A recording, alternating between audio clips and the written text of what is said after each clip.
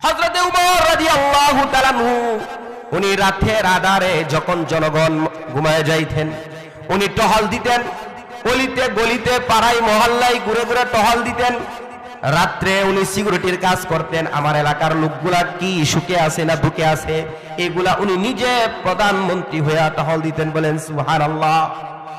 উমর রাদিয়াল্লাহু তাআলা আনহুর একদিনের ঘটনা, উনি টহল দিচ্ছেন তো দিচ্ছেন, হঠাৎ করে এক বাড়ির এক কুঠিরের নিকট গেলেন। যাওয়ার পরে ভিতর থেকে আওয়াজ আসতেছে, একজন বৃদ্ধ মা ডেকে বলতেছে, ও আমার মেয়ে, তুমি তাড়াতাড়ি ঘুম থেকে উঠো, সকাল হয়ে যাচ্ছে, ভোর হয়ে যাচ্ছে। আজকে তো আমাদের গাভীটা প্রতিদিন যেই দুধ দেয় এর তুলনায় একটু দুধ কম দিয়েছে, সুতরাং ঘুম থেকে উঠে দুধের মধ্যে কিছু পানি মিশায়া দাও। বলেন নাউজুবিল্লাহ। এই কথা বলতেছে এবং মেয়েটা এই কথা শুনে উত্তরে কি বলে দেখেন, ওই আল্লাহ ওয়ালি মেয়েটা ডেকে বলতেছে, আম্মা, আমাদের রাষ্ট্রীয়ভাবে আমাদের প্রশাসন ওমর নিষেধ করেছেন, দুধের ভিতরে পানি মিশ্রিত করে বিক্রি করা যাবে না, দুধটাকে ভেজাল করা যাবে না, নির্ভেজাল মাল ক্রয় করতে হবে, বিক্রি করতে হবে। আপনি কি জানেন না, আপনি কি শুনেন না, যদি দুধের ভিতরে পানি মিশ্রণ করা হয় তাহলে আমাদেরকে রাষ্ট্রীয়ভাবে বিচারের সম্মুখীন করা হবে।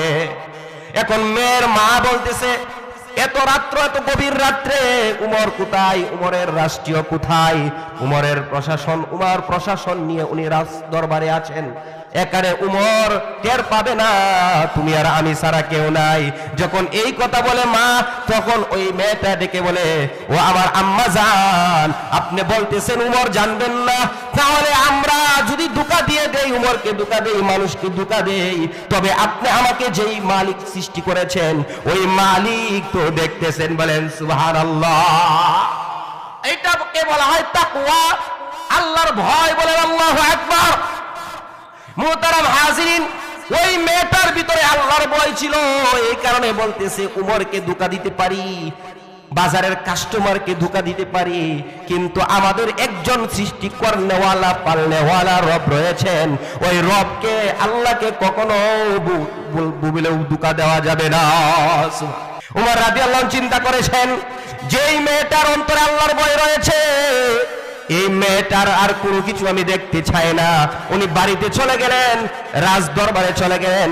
পরের দিন উনি রাজ দরবার থেকে ওনার আমলা পাঠাইয়া দিলেন, যাও যাও ওই মহিলাটার নিকট আমার ছেলের জন্য বিবাহের প্রস্তাব নিয়ে যাও।